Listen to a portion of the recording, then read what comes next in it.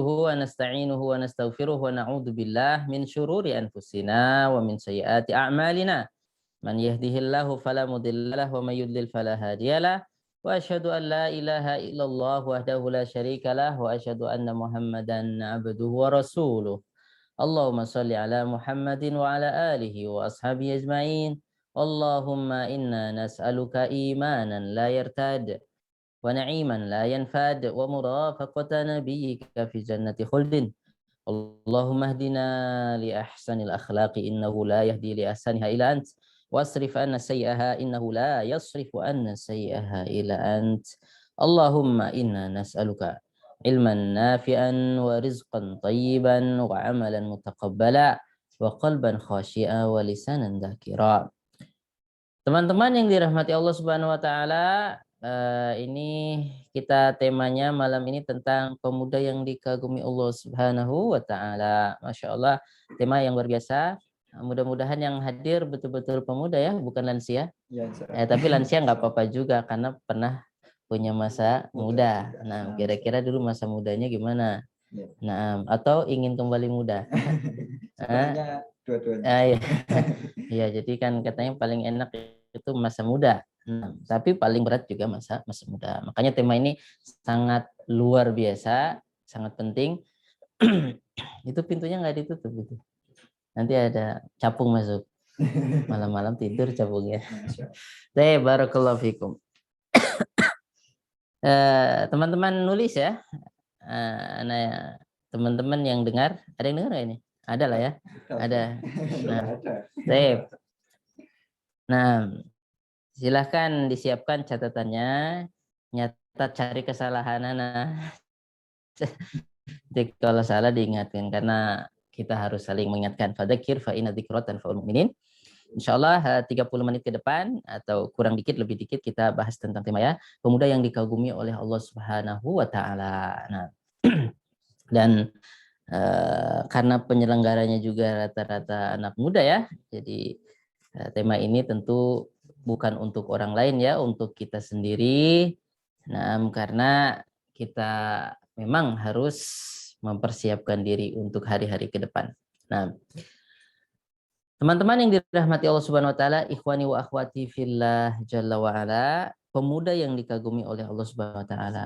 Nah, jadi kalau kita buka Al-Qur'an, kalau kita baca hadis-hadis Nabi Shallallahu alaihi wasallam, ternyata pelaku sejarah itu banyak dari kalangan anak-anak muda ya. Nabi Ibrahim pun bahasanya dikenalnya Bapak Tauhid, Abul Tauhid Bapak, tapi dulunya pemuda. Ya, nah, iya. Jadi Abul Anbiya bapaknya para nabi, tapi dia jadi bapaknya para nabi dapat julukan itu karena dulunya waktu mudanya cakep, ganteng, pemberani, dan yang lebih penting dari itu apa? Iman. Jadi Allah Subhanahu wa taala menyebutkan tentang para pemuda itu ada yang berhubungan dengan para nabi, ada yang berhubungan dengan bukan nabi.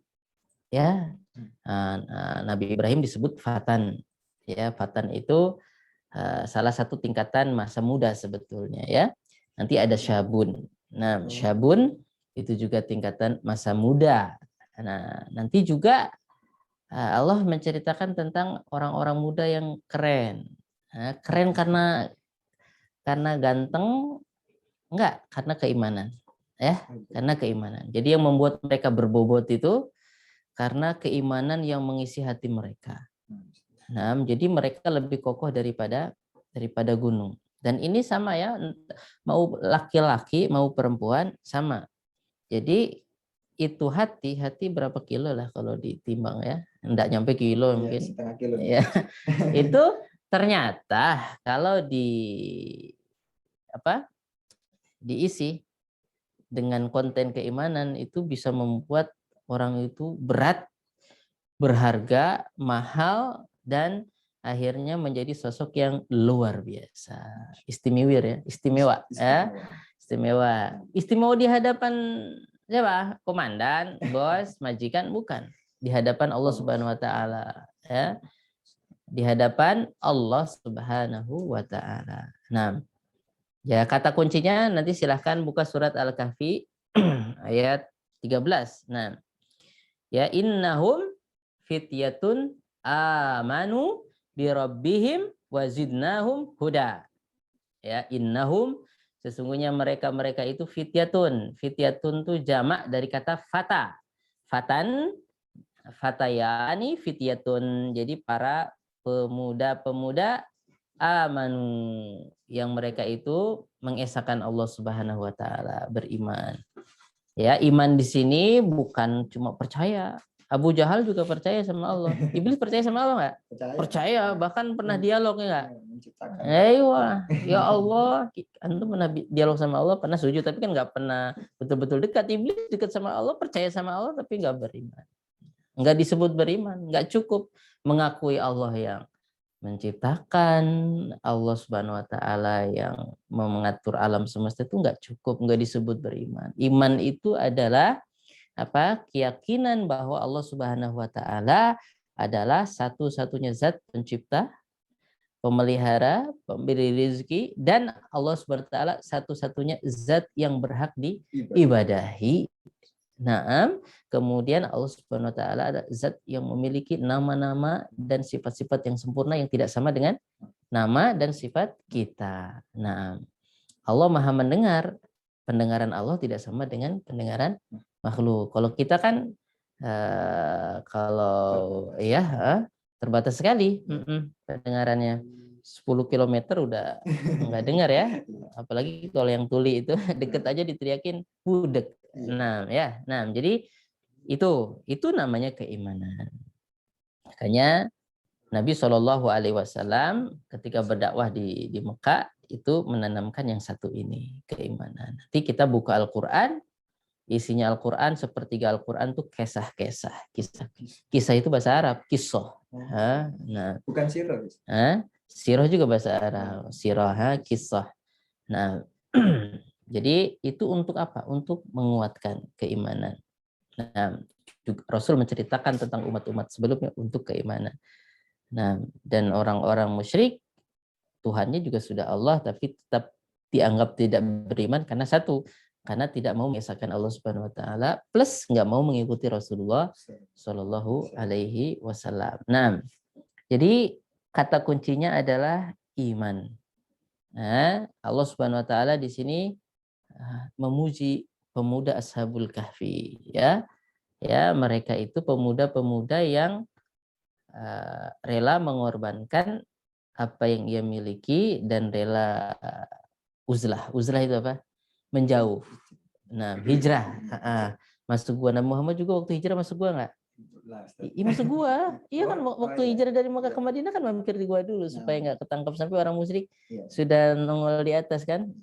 Jadi lihat keimanan walaupun kita dalam kesempitan gua Nabi Muhammad di dalam gua itu berhari-hari boro-boro bisa berdiri ya. Udah coba antum nanti ke Mekah ya. Nah, masuk ya dalam gua itu niatnya untuk ibroh ya, bukan lap-lap tabaruk. Nah, ya. Coba enggak bisa. Nabi berhari-hari di situ. Ya, di dalam situ. Tapi karena keimanan yang ada di hati Nabi dan Abu Bakar As-Siddiq, dia yakin akan keluar dari kesempitan gua itu menuju keluasan iman. Nah, keluasan Islam. Dan benar, ya Rasulullah SAW berdakwah di Mekah, di Madinah sekitar 10 tahun dilanjutkan oleh Abu Bakar dan Umar, sudah kaum muslimin sudah mengendalikan peta sejarah. Nah, itu bisa dicapai dengan keimanan. Ya, iman itu adalah apa tadi? Tauhid. Tauhid itu udahlah, yang penting saya bertauhid, kalau udah nanti saya senang aja, nggak bisa. Antum lapar, saya bertauhid nanti kenyang sendiri. Yang penting kamu bertauhid, kamu selamat. Oh, itu main-main sama tauhid. Nah, main-main itu. Kalau Anda bertauhid, bekerja kayak Nabi Muhammad SAW. Di Mekah teman-temannya dipukulin, sahabat Nabi, Rasul diam aja, sabar betul. Enggak, ayo hijrah ke Afrika, Ethiopia dulu. Nabi juga tahu lah di sana ada raja walaupun Nasrani tapi baik hati.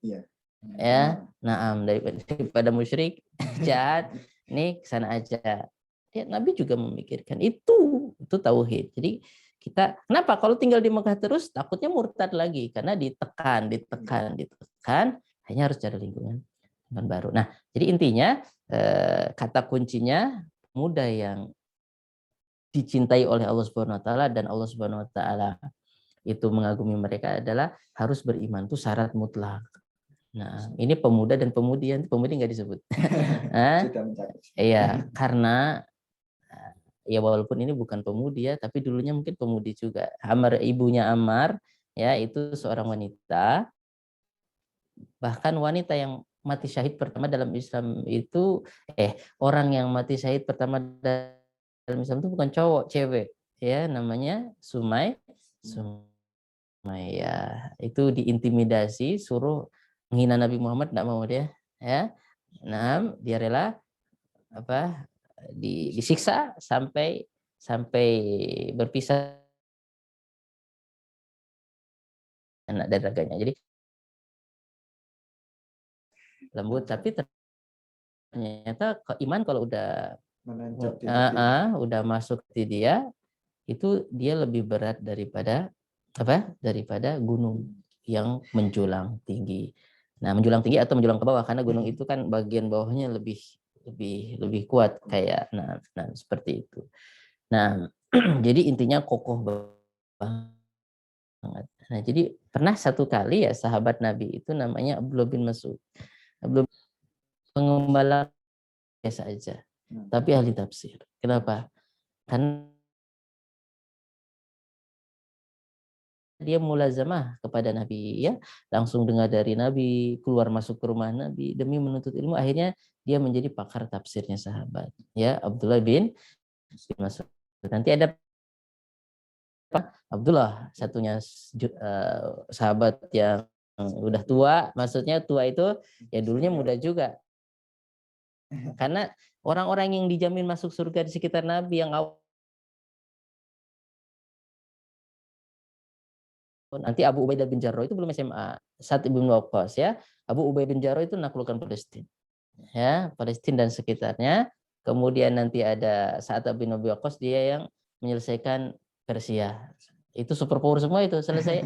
Itu dulunya waktu masuk Islam tuh anak-anak muda semua. Kadernya Nabi Muhammad Shallallahu Alaihi Wasallam. Jadi Nabi Muhammad di Mekah itu nggak banyak pengikutnya. Hitungan jari aja waktu hijrah saja sekitar 80-an aja. Bayangin, Nabi fokus dakwah 13 tahun cuma dikit, tapi dikit nggak kaleng-kaleng. Ya kan? Oh iya. Karena apa? Nabi Muhammad tekankan namanya keimanan. Nah, disinilah pentingnya kita harus sering membahas keimanan. Makanya dulu sahabat Nabi itu kerennya gini ya. Kalau dia jumpa satu dengan yang lain tuh ngajak temannya, ta'al najlis linuk min sa'atan. Sini kita lungguh-lungguh dulu. Duduk kita nambah keimanan kita dulu gitu.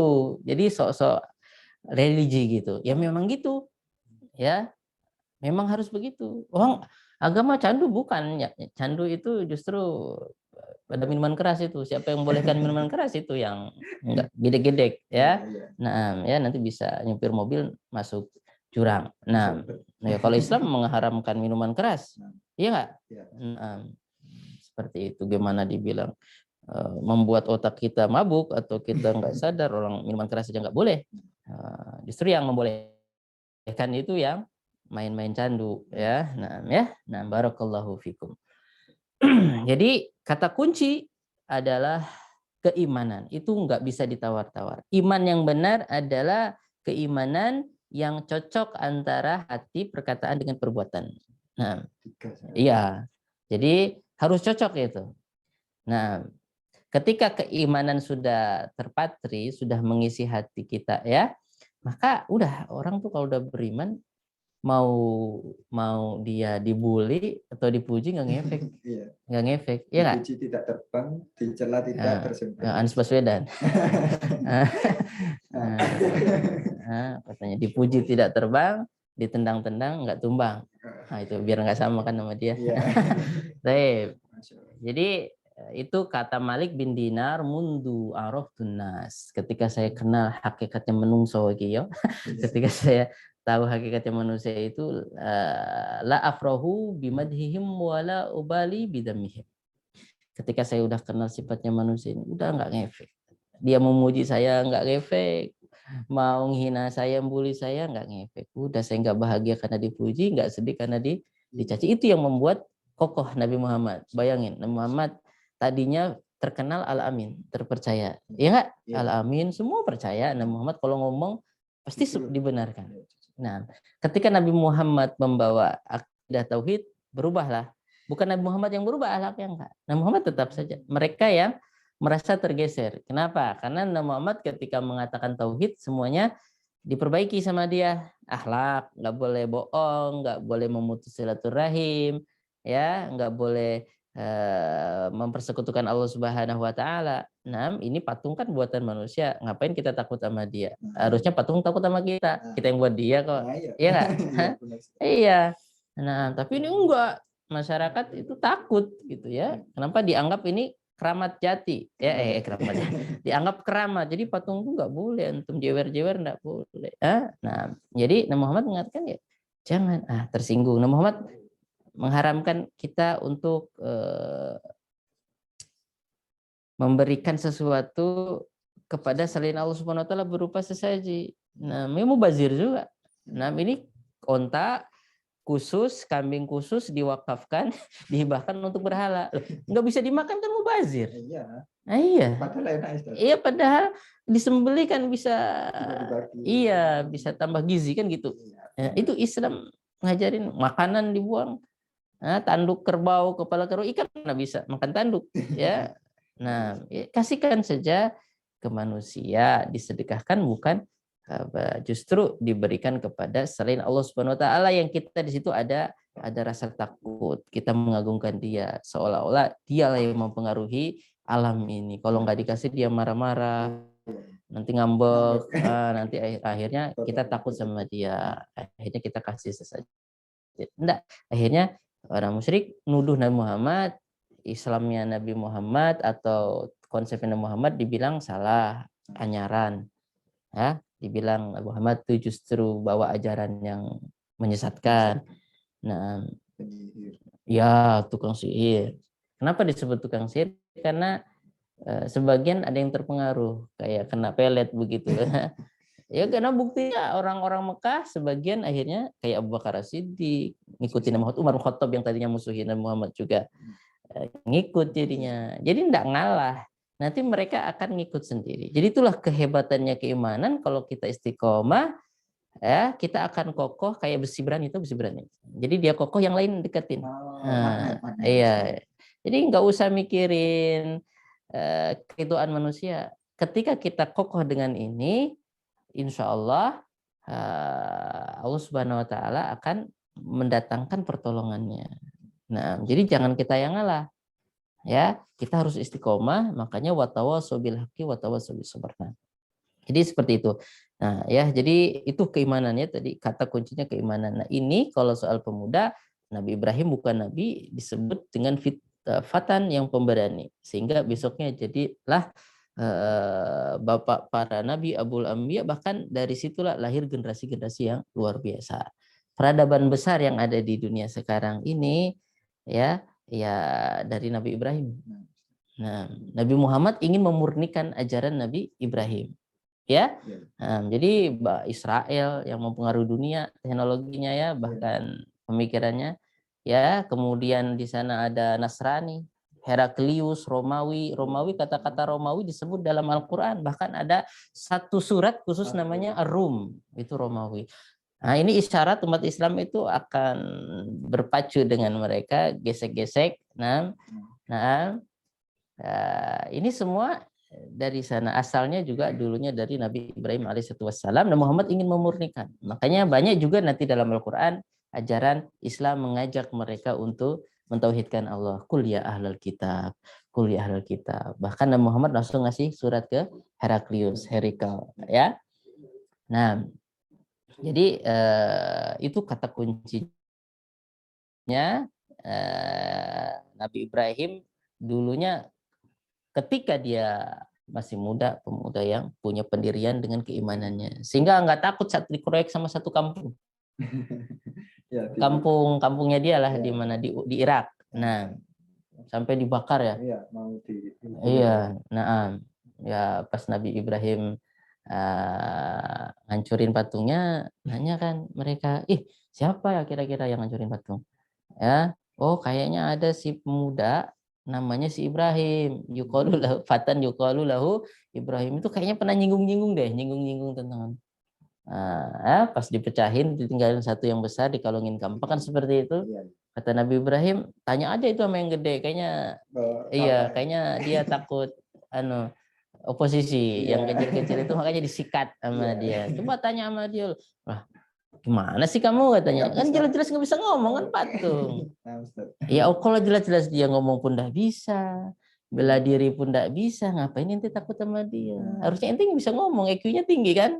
Iya. Nah, sekarang Anda IQ tinggi, bahkan Anda yang buat patung, harusnya patung yang takut sama Anda. Ngapain Anda takut sama patung? Iya. Jadi, ayolah dipakai begitu. Sarapnya dipakai dikit gitu. Ya, kata Nabi Ibrahim. Nah, ngapain kamu? Patung segede gitu, ente yang buat. Ngapain ente takut patung? Harusnya patung suruh takut sama ente. Nggak bisa, pokoknya itu Tuhan kita akan bela kamu yang tak bakar ya. Ya enggak apa-apa dah, kata Nabi Ibrahim. Iya benar, Nabi Ibrahim dibakar. Nah, dia enggak takut. Karena keimanan itu dia mau diinjek-injek, mau dibakar, mau dipentung, enggak efek. Ya. Tak gentar. Iya. Nah, jadi seperti itu. Itu yang hebatnya. Jadi Nabi ini ngajarkan gini sama anak-anak muda. Bahkan bukan anak muda, anak kecil. Anak kecil ya. Bahkan kepada Fatimah itu ya, ini untuk yang akhwatnya, Sayyidatun Nisa'il Alamin, itu Sayyidatun Nisa'il Jannah, jadi ratunya penduduk surga itu ratunya tuh Sayyidah Fatimah, kemudian Asiyah, kemudian siapa? Khadijah, tapi di riwayat yang lain Maryam bintu Imran, dan Khadijah ini ada satu hadis menyebutkan Asiyah dan Maryam, di hadis lain Fatimah dan Khadijah. Ini semua ya, Fatimah itu sejak kecil sudah Nabi ajarin. Contohnya, waktu Nabi awal-awal dakwah tauhid langsung ngomong ke Fatimah. Fatimah masih mungkin SD. Ya Fatimah binta Muhammad, wahai Fatimah anaknya Muhammad, sali masyiti min mali. Minta apa aja harta saya kasih. Tapi saya nggak bisa bela kalau nanti terjadi sesuatu di hari kiamat. Kalau kamu nggak beriman. Lihat, anak kecil sudah ditanamkan keimanan. Makanya nanti kita nggak aneh ya. 10 ulama hadis, ulama fikih setelah Nabi meninggal itu dari kalangan yang muda-muda, sahabat Nabi. Abdullah bin Umar itu ahli fikih, ahli hadis. Abdullah bin Abbas ahli hadis, ahli tafsir. Aisyah ahli fikih, ahli tafsir, ahli faraid. Pandai kedokteran juga dia. Dia paham ya tentang konsep itu. Aisyah itu semua masih muda-muda semua itu di zaman Nabi sallallahu alaihi wasallam ya. Ya. Nah, nanti ada di sana Abu Sa'id Al-Khudri, itu anak-anak kecil semua dulu. Jadi bagaimana Nabi Shallallahu alaihi wasallam menanamkan keimanan, karena memang coba lihat kisah Ibnu Abbas ya. Dia malam-malam ikut sholat tahajud sama Nabi, ya kan, bangun sendiri, ya. Nah, Nabi kemana-mana. Nah ini jadi memang perlu kaderisasi. Nah, sekarang kan yang muda nanti jadi tua. Nah, yang tua harus nyiapin kader yang di bawah lagi. Nabi meninggal, Persia Romawi belum beres, tapi langsung beres. Ya, bahkan nanti Nabi pernah mengangkat panglima perang yang masih muda sekali. Di situ Abu Bakar, Umar masih ada, Khalid bin Walid masih ada, Abdurrahman bin Auf, miliardernya umat Islam, cicisnya banyak. Ya, ada masih, tapi Nabi nunjuk panglima perangnya, panglimanya, istilahnya kalau kita panglima besar ya, Jenderal Sudirman, bintang 5 gitu ya. Nah, itu masih muda sekali, sekitar 18 tahun, namanya Usamah bin Zaid. Sempat ada yang bisik-bisik tetangga sebetulnya, agak mengkritik, masih muda banget, orang tua masih banyak, sedangkan Nabi katanya yang tua. Nabi kan mendahulukan yang tua. Iya, Nabi memerintahkan yang tua, kabir, tapi Nabi juga menjelaskan yang muda kalau punya potensi, yang tua harus ngalah dulu. Bahkan yang tua harus cari-cari siapa pelanjut dia. Nah, itu harus begitu caranya. Sehingga Nabi mengangkat Usamah bin Zaid, waktu itu usianya masih sekitar 18 tahun. SMA selesai itu, 18 ya. Nah, Ya, Muhammad bin Abdul Wahab itu pembaharu di Jazirah Arab itu 12 tahun udah nikah. Itu berapa? 20 tahun.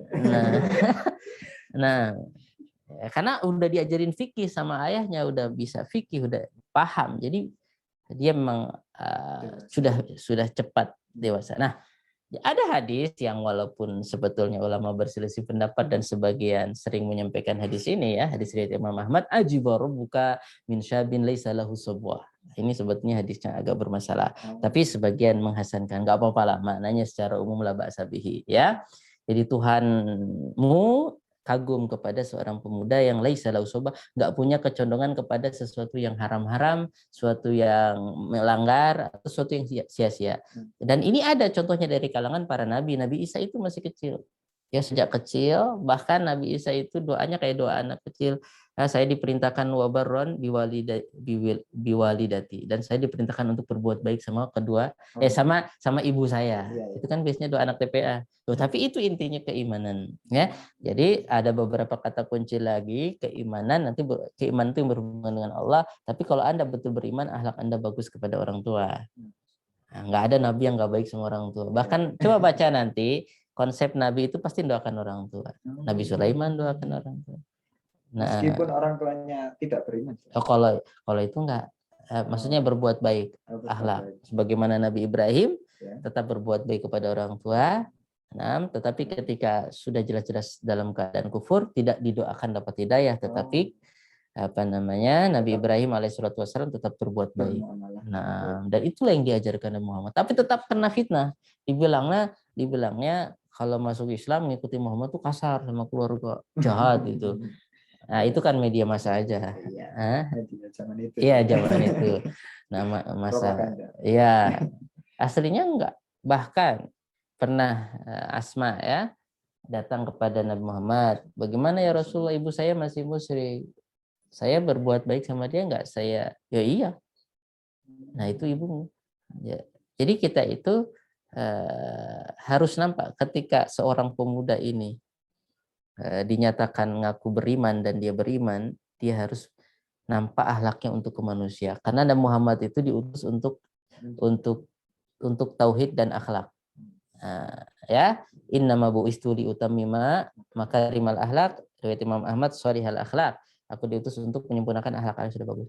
Jadi Nabi Muhammad itu naik itu gara-gara akhlaknya ini. Wa innaka la'ala khuluqin adzim. Nah, mau jadi pemuda yang dikagumi Allah Subhanahu wa taala, iman dan akhlak. Ya, sebenarnya akhlak bagian dari keimanan.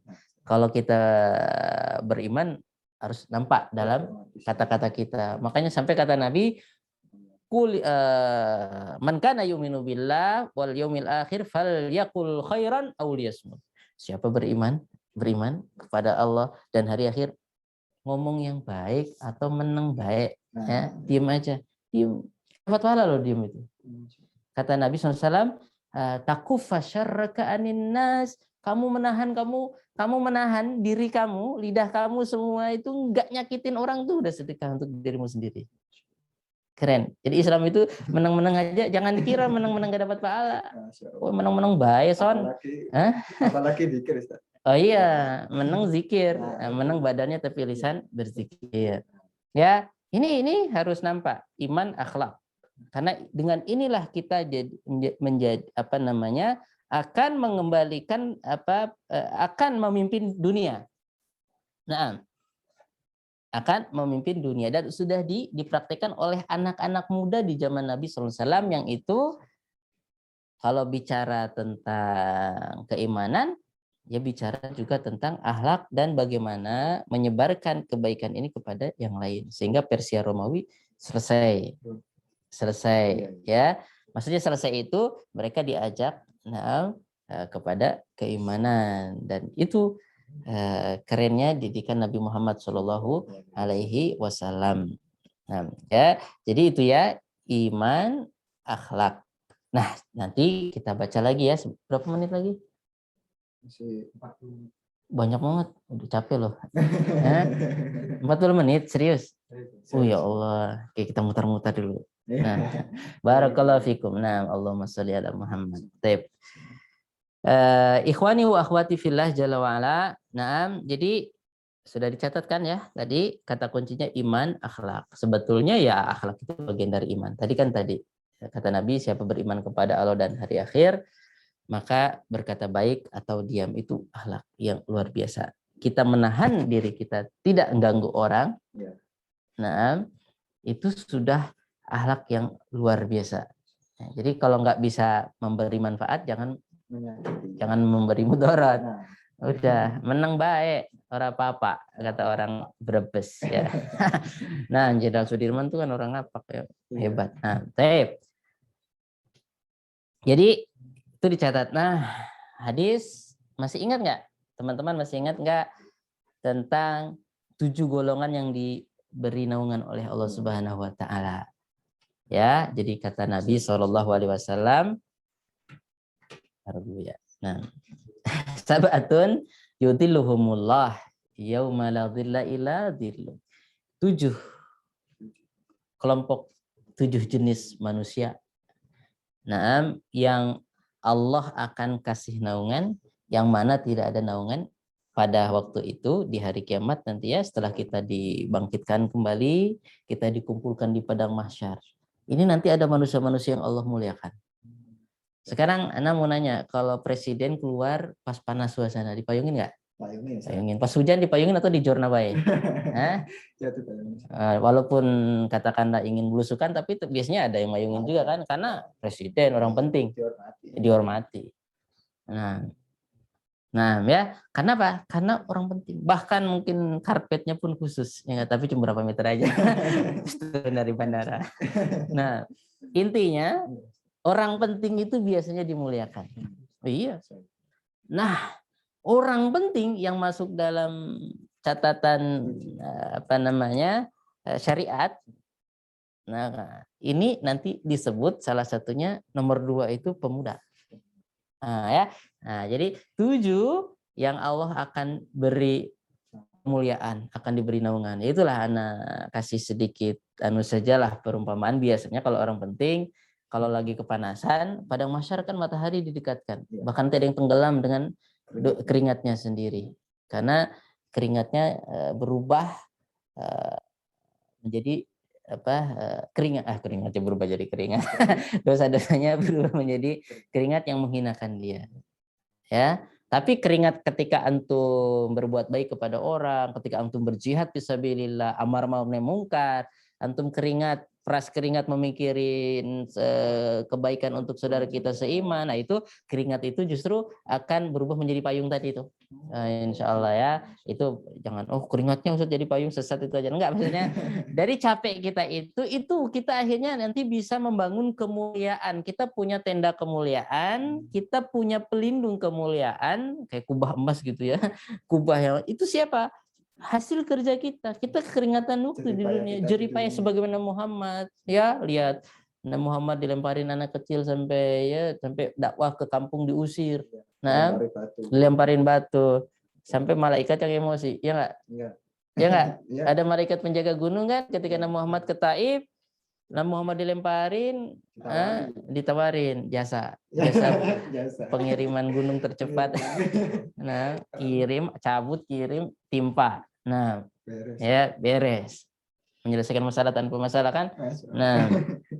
Nah, jadi beres lah.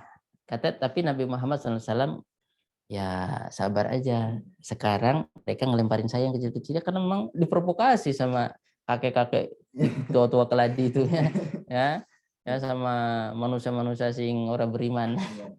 Ya nggak apa-apa. Sekarang mereka gak beriman, nyuruh anak-anak kecil memprovokasi, benci sama saya, nggak apa-apa. Tapi saya berdoa sama Allah. Nah ini penting. Ya, kalau Anda pemuda kan besok jadi orang tua kalau nggak mati duluan ya. Harus berpikir begini. Kita berpikir ke depan. Jangan mengharapkan hasil kebaikan kita hari ini semata. Tanam saja. Allah Subhanahu wa taala yang akan menyuburkannya. Tidak instan. Iya. Sabar. Makanya konsep Islam itu istiqomah. Qul amantu billah tsumma istaqim. Katakan udah beriman, istiqomah. Karena istiqomah itu perlu waktu. Karena memang di situ Allah menguji dulu. Nggak mungkin orang ngaku-ngaku saya beriman sebelum Allah uji. Itu otomatis. Ya persis aja. Mau jadi PNS saya bisa tes dulu. Ya nggak? Lolos apa enggak? Giginya bengkok dikit ya. Katanya nggak bisa kalau jadi polisi. Nah, ya. Jadi harus ada ujian. Nah, tapi bukan berarti umat Islam ya Allah uji saya dong. Enggak. Tapi kita harus siap siaga karena Allah mau tahu. Nah, kita lebih mendahulukan Allah dan Rasulnya atau sebetulnya kita saja cari sensasi, cari kekayaan saja lewat pura-pura beriman itu. Nah, cari selamat tanda kutip ya, selamat sementara di dunia. Sebagaimana orang-orang munafik Allah tes. Makanya dengan ada perjuangan, suruh berjuang. Berjuangnya apa? Sholat subuh sama sholat isya. Itu sebenarnya sholat 5 waktu. Nah, tapi ada gugur di sholat subuh sama isya. Kenapa? Karena nggak dapat pencitraan di situ. Karena zaman dulu tuh gelap, belum ada listrik. Mungkin ada listrik juga kan rata-rata orang tidur. Ya perempuan-perempuan belum ada keluar. Kayaknya mubazir lah kalau sholat isya sama subuh turu bae lah. Nah, jadi rugi. Kenapa? Karena dia itu pokoknya mau beramal soleh, mau beriman kalau di like. Kalau di like. Sekarang nggak apa-apa, nggak di like juga ya. Mau dislike juga nggak apa-apa. Tafadhol. Nah, silahkan. Nah, ala masyitum. Nah, ya. Yang penting kita harus tetap istiqomah seperti itu. Munafik di sini gugur, suruh membuktikan keimanannya dengan sholat isya berjamaah dan sholat subuh. Gagal di sini, apalagi jihad, rata-rata kabur, bahkan gebosin. Ya, waktu Nabi diserang sama sekutu, aliansi yang buatan Yahudi juga, orang Arab disatukan semua, itu otak memang jalan dari dulu, pintar pakai tangan orang lain untuk mukul umat Islam, ya. Jadi kata orang munafik, Nabi Muhammad ketika perang Ahzab, suasana terhimpit, kita nanti akan menguasai Persia Romawi. Kata Nabi, itu sudah diperlihatkan sebagai bentuk motivasi. Kata orang munafik, bohong aja Muhammad nih. Bahkan dibilang kena candu agama katanya. Nah, jadi ghurra haula dinuhum, itu bahasa mereka, bahasa orang munafik. Ghurra haula dinuhum. Muhammad dan pengikutnya itu sudah ketipu sama agama. Ghurra itu artinya menipu. Jadi udah ketipu sama agama, kecandu agama katanya. Gitu kata orang munafik. Mabuk agama katanya, ketipu udah. Masa kita ini mau BAB aja takut di sniper katanya. Kita ini lihat yuk dari udah suasana dingin, musim lapar, kita gali-gali parit tanpa bulldozer. Belum ada juga ya kata pilar ya. Nah, dia pokoknya gali parit udah susah begini, itu segitu-gitu kita makan nggak bisa dibilang mau geser super power katanya Romawi Persia. Ngimpi di siang bolong, nggak tidur lagi ngimpinya katanya, saking halunya udah tinggi katanya, gara-gara agama berhalu tinggi. Ya emang ada yang begitu, nggak rame dunia kalau nggak ada yang begitu. Ya, nah memang harus ada. Bahkan bisa dibilang sepertiganya pasukan Nabi itu munafik. Bahkan di dalam Madinah sendiri ada orang munafik zaman Nabi. Bahkan di hari kiamat nanti dekat zaman Dajjal ada orang munafik di Madinah, kerjanya gembosin. Ya, jadi kata Allah Subhanahu wa taala, wa min ahlil madinati maradu 'ala nifaq. Di penduduk Madinah sendiri ada gembongnya munafik. Di zaman Nabi kan ada. Bahkan mereka punya cara menjatuhkan kehormatan Nabi, dibilanglah istri Nabi serong dengan seorang sahabat, Sofwan bin Mu'attal. Itu digoreng di semua medsos mereka, siang malam pagi itu, sehingga vakum. Iya. Akhirnya apa? Bayangin, saking kuatnya isu ada 3 sahabat Nabi yang terpengaruh dan dicambuk sama Nabi. Saking kuatnya isu. Lihat sahabat Nabi yang orang-orang baik, saking besarnya itu hembusan bahwa saking kerja buzzer bukan itu. Nah, oke. Jadi intinya sangat, sampai ada sahabat Nabi yang luar biasa namanya Hasan bin Sabit, itu penceramahnya Nabi. Jadi kalau ada orang Quraisy ngejek Nabi pakai syair, balas langsung, kena itu. Ya kayak orang Betawi lah, main pantun-pantun.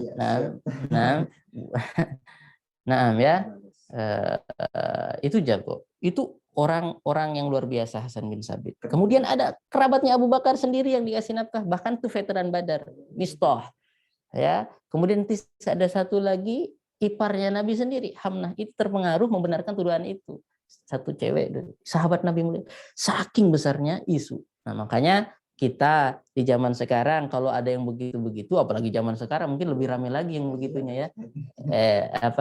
Iya, fitnah akan lebih besar. Itu sampai kata Nabi kan nanti udah manusia itu sangat sangat sangat hanyut dalam fitnah sampai nanti ada yang pagi beriman sore kafir pagi. Makanya kita ambil pelajaran lah yang begitu-begitu ya.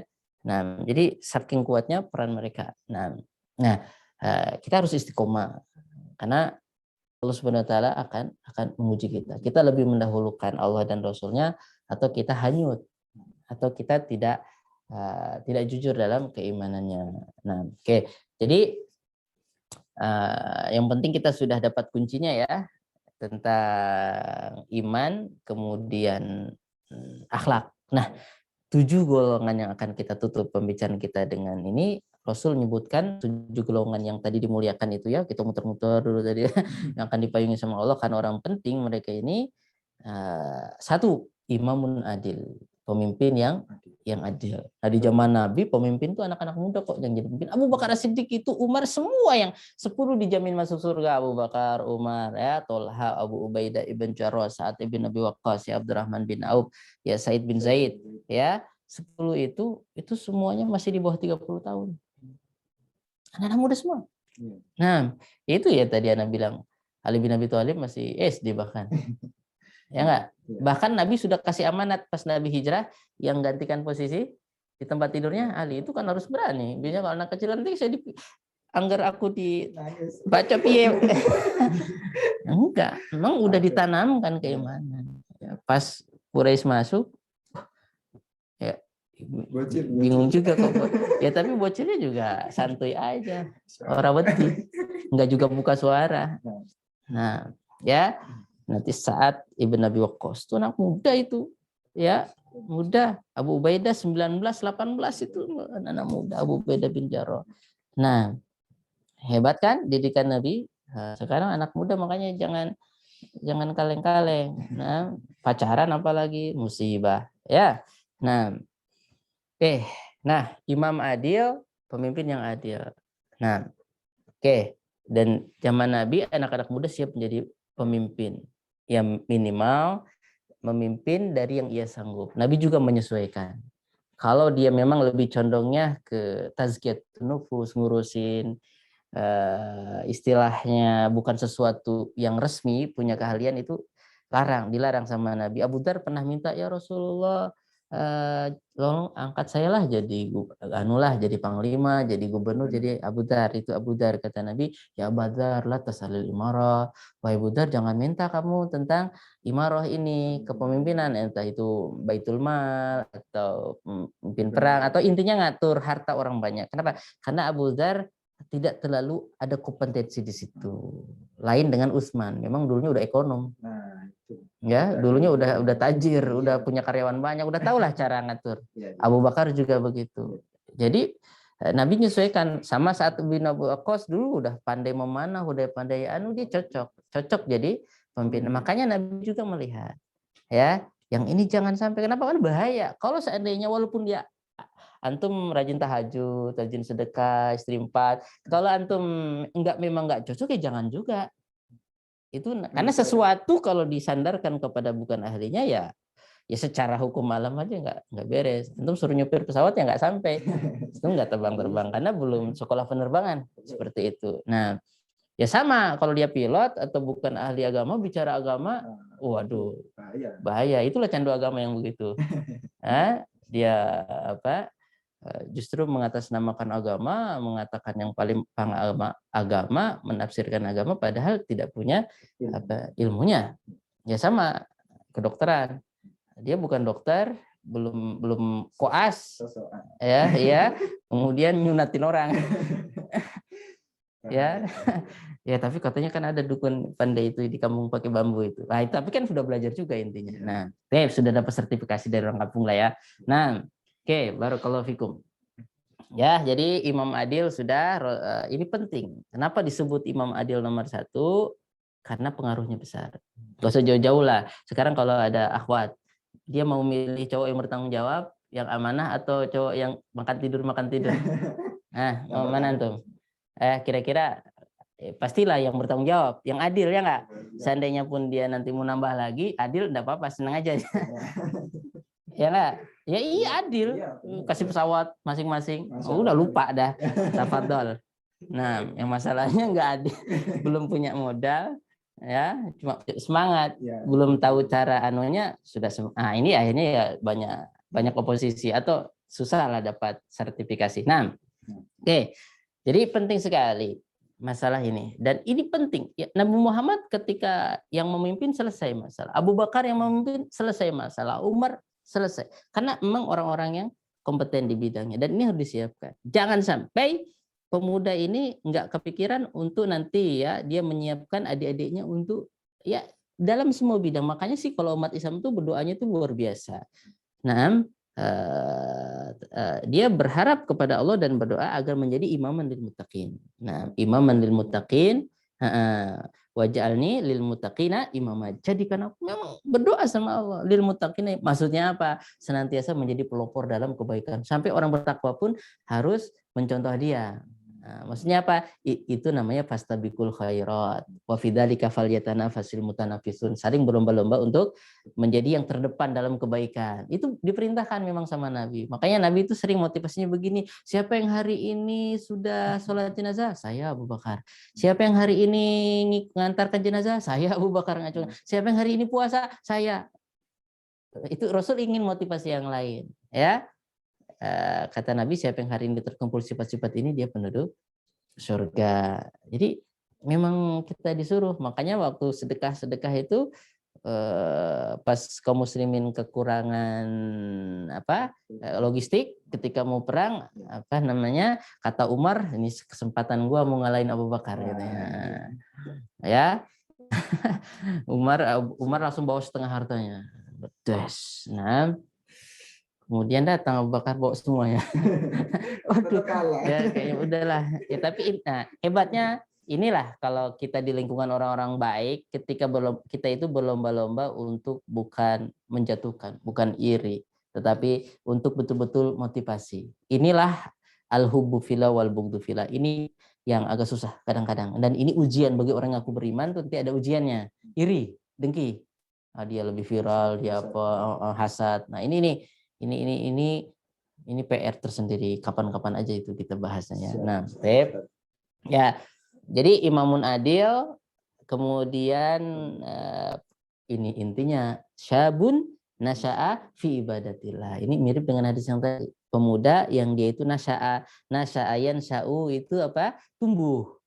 Ya, dia itu tumbuh besar di bawah naungan ibadah kepada Allah Subhanahu wa taala. Tentunya karena apa? Karena lingkungan dia juga mendukung. Makanya harus hijrah. Ya, hijrah dari lingkungan yang negatif menuju yang positif. Karena manusia itu ya punya keinginan, punya hawa nafsu. Ya, kalau muter-muter di situ kecemplung kadang-kadang. Enggak, coba main-main antum pinggir kali, main-main kelatak, main bola, bulu tangkis. Ya, kemungkinan jungkelnya itu ada. Makanya ojo deket-deket. Nah, kata Nabi, jangan ngelepas unta kamu di daerah atau kebun larangan. Siapa tuh lagi disemprot kebunnya pakai pestisida, kan mati kambingnya nanti. Nah, makanya dijauhi. Nah, ini juga penting ya. Nah, perlu lingkungan. Nah, ini syabun nasya'a fi ibadatillah. Kenapa pemuda? Karena pemuda itu masa semuanya tegang, ya. Tegangan tinggi, ya. Ya iya, tegangan tinggi ketika digunakan untuk kebaikan tinggi juga. Kalau tua-tua kan tinggal low bed. Klubuk. Nah, ya, nggak tegak lagi, ya. Ya. Nah, oke, nenek udah nggak kuat, ya, baru maksiat pun udah nggak kuat, apalagi ketaatan. Dulu ya masih bisa jadi penyiar, masih bisa jadi mungkin ya gitulah ya, banyak yang suka kan, udah harus ganti lah, itu ada kontraknya kan, kayak pegawai aja sekian tahun harus ganti. Kenapa? Udah keriput harus ganti sekian lagi. Nah, sama, mau kemaksiatan mau kebaikan, kalau udah tua ya udah kurang. Makanya yang muda itu luar biasa. Tapi bahaya juga. Kenapa Allah suka dengan yang muda, karena yang muda itu sebetulnya tantangannya besar, tegangannya tinggi, ya enggak? Nah, semangatnya tinggi. Nah, ini ketika dia mampu menundukkan, ya, ketika dia mampu mengendalikan ini, maka luar biasa juga apa pahalanya. Jadi sebagaimana Nabi Yusuf. Jadi hadis ini kalau kita baca ya 7 golongan ini, kemudian dua orang yang berteman karena Allah, berpisah karena Allah, berjumpa karena Allah, kemudian yang berikutnya orang yang digoda perempuan cantik punya kedudukan tapi dia nggak nerima karena dia takut Allah, yang terakhir yang bersedekah tapi sembunyi-sembunyi. Nah, sebetulnya di sini Nabi Yusuf tuh masuk ke dalam ini ya. Nabi Yusuf juga pemimpin yang adil, Nabi Yusuf juga pemuda yang sabar digoda. Coba bayangin ya.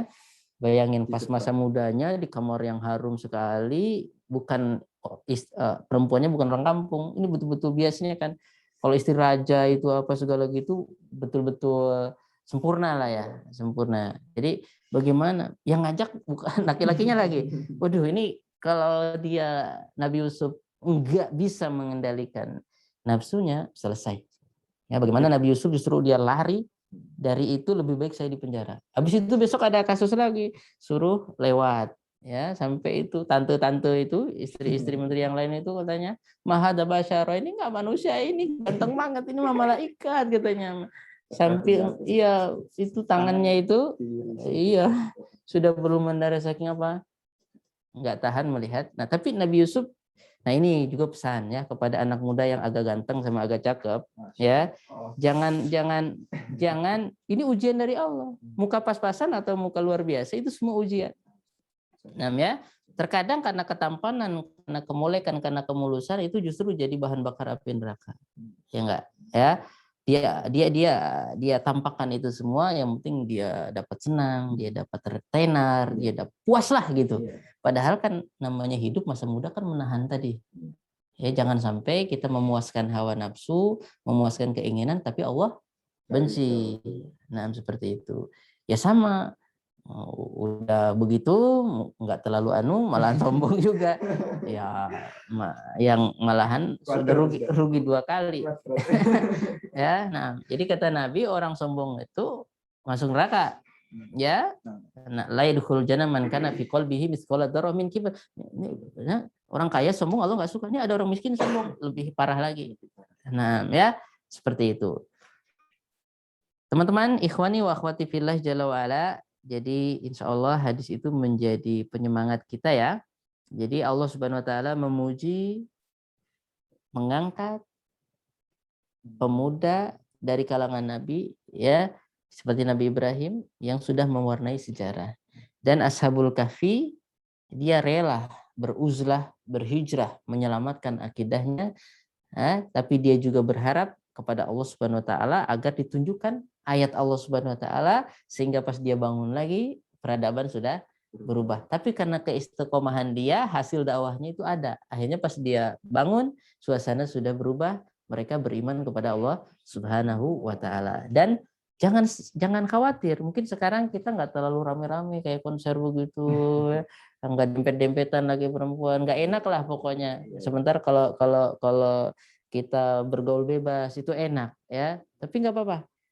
Jadi itu ada lambangnya gua itu ya. Gua itu kan kita coba dalam gua itu kan nggak bebas, bisa untuk main takraw, susah lah ya kalau ya gua yang sempit lah ya kayak Muhammad. Tapi jangan. Jadi itu kita ambillah pesannya. Pesannya itu apa?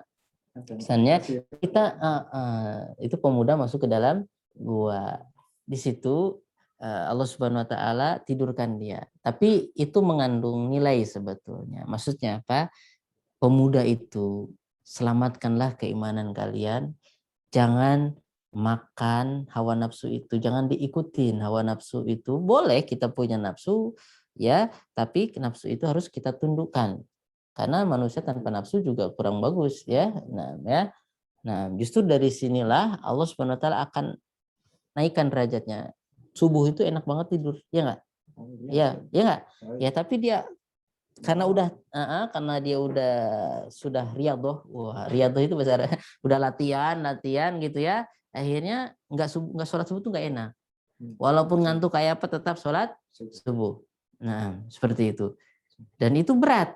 Nah, jadi mohon coba dipikir. Jadi konsep Ashabul Kahfi ya, kenapa Allah puji, karena dia rela bersusah-susah dahulu, dia masuk gua dibatasi geraknya, yaitu maksudnya kita hidup itu harusnya membatasi diri dari hal-hal yang dilarang oleh Allah Subhanahu wa taala. Jangan kita bebas lepas landas los ya, enggak direm, sehingga kita akhirnya bukan niat kita. Mungkin ada yang bebas suka-suka saya, ini kan seni, ini kan karir gua, lu mau apa?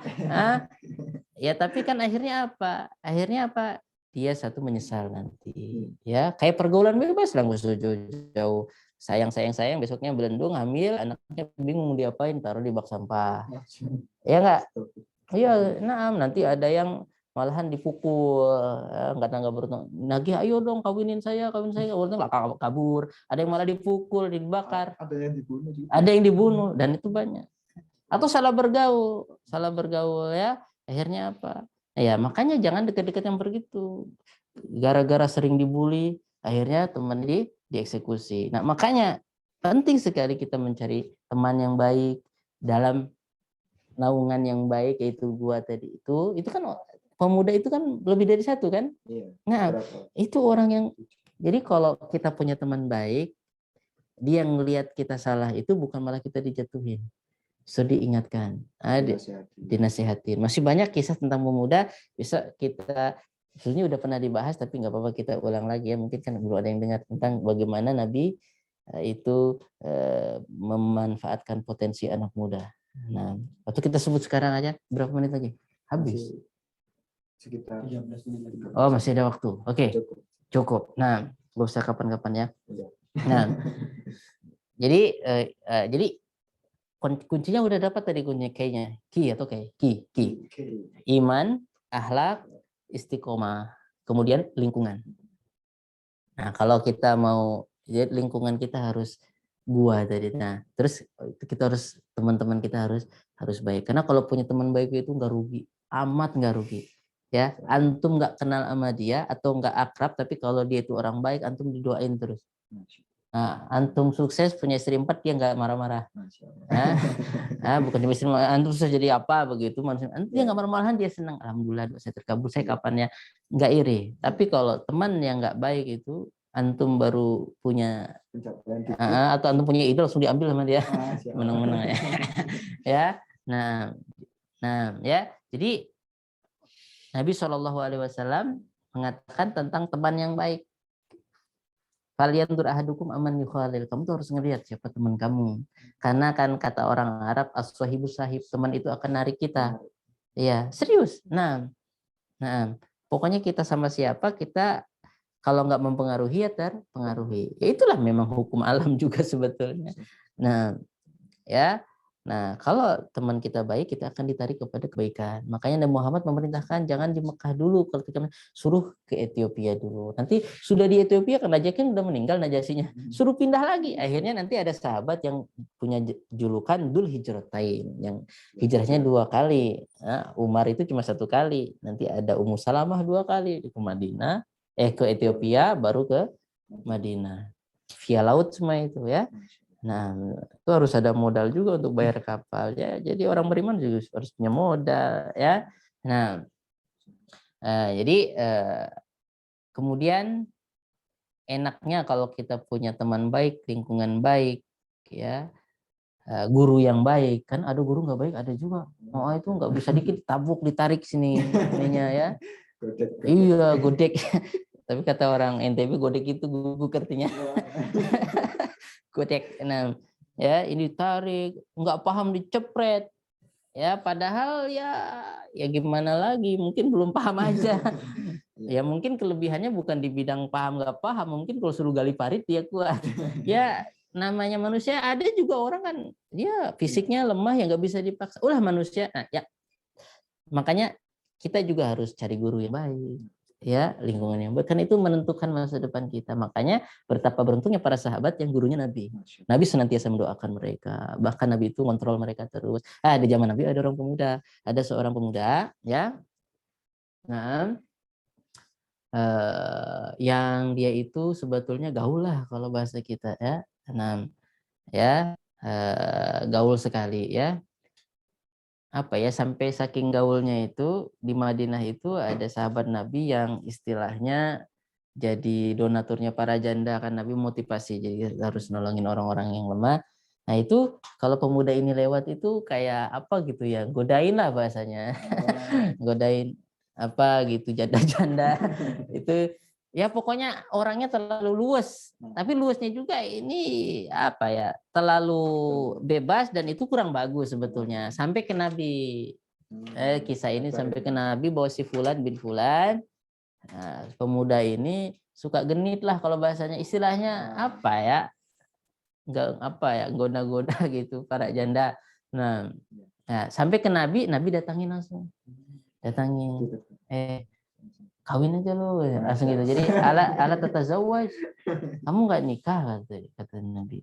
Lihat Nabi langsung tahu gitu-gitu kan ya, sebenarnya kan kalau mau pakai alibi kan bercanda ya, Rasul kan bercanda jangan suudzon ya, tapi Nabi juga enggak langsung ente pemuda sesat lo, enggak Ahlussunnah wal Jamaah.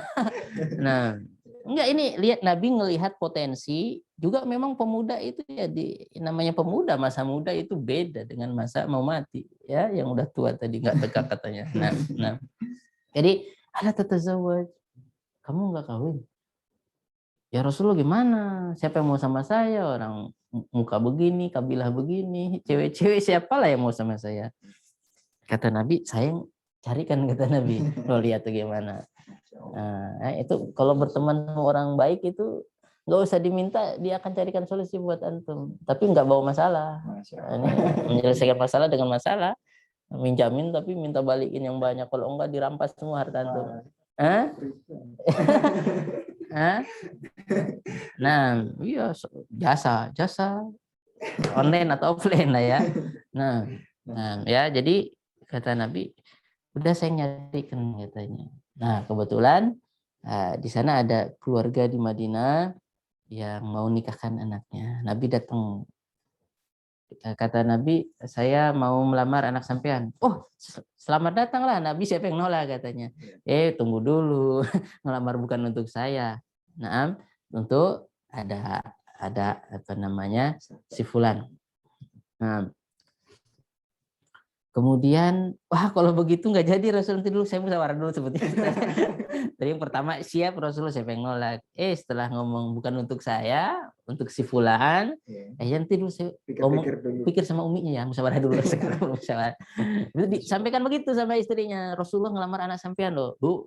Wah iyalah, apa? Tunggu dulu, bukan untuk dia.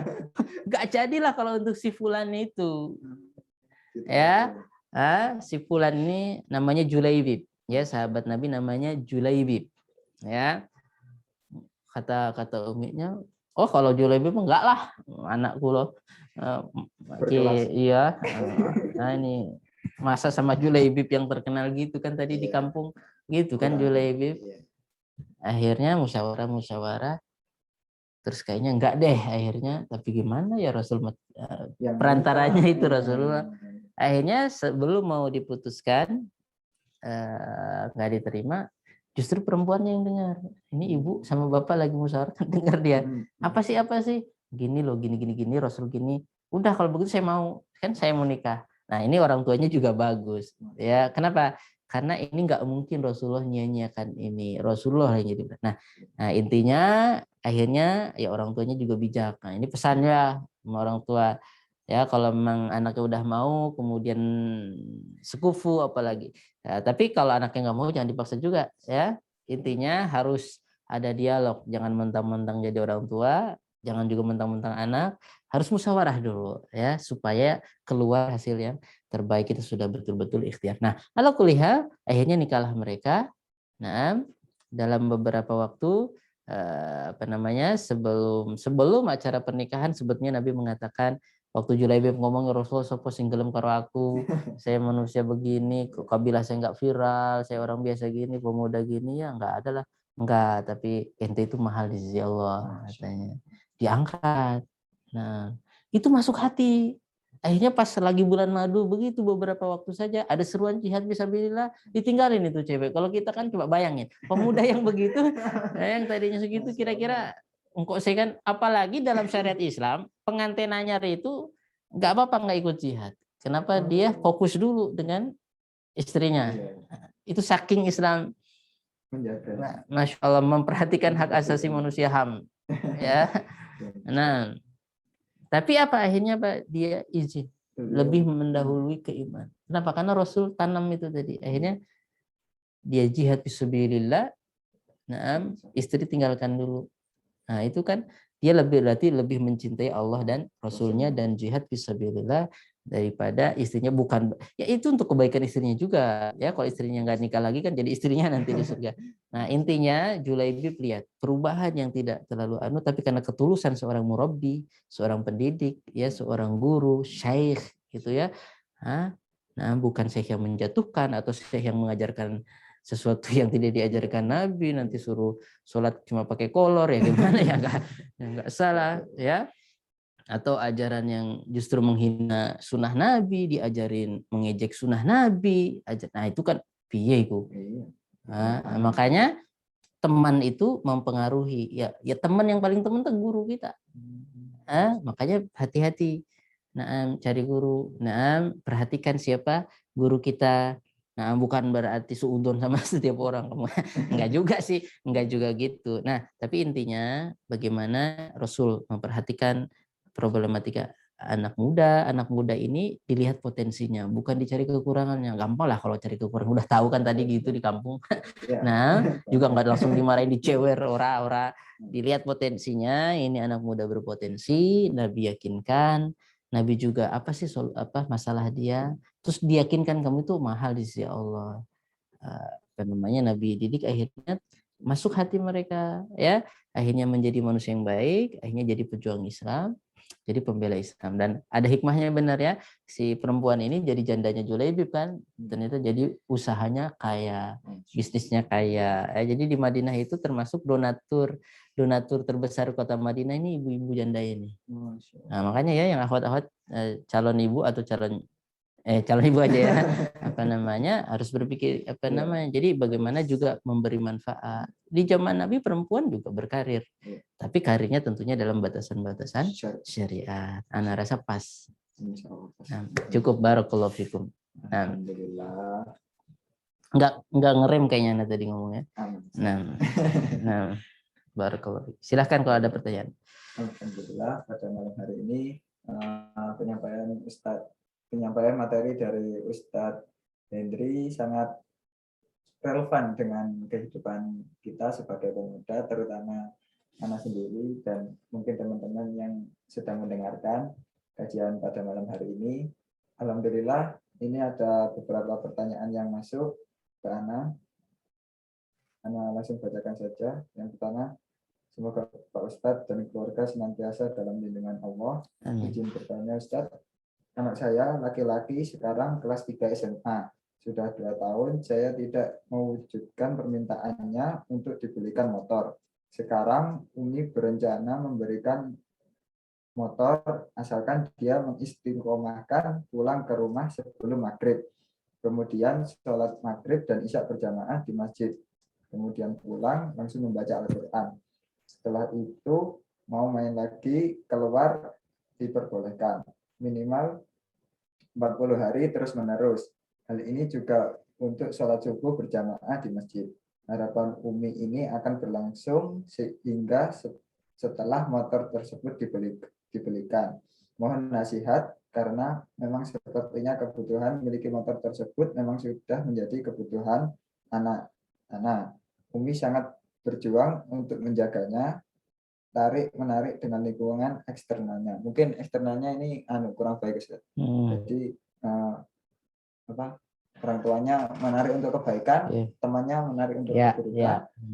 Kami keluarga yatim, jadi tidak ada peran ayah dalam hal ini. Syukron, jazakallah. Barakallahu fiik. Bismillahirrahmanirrahim. Alhamdulillah wassalatu wassalamu ala Rasulillah.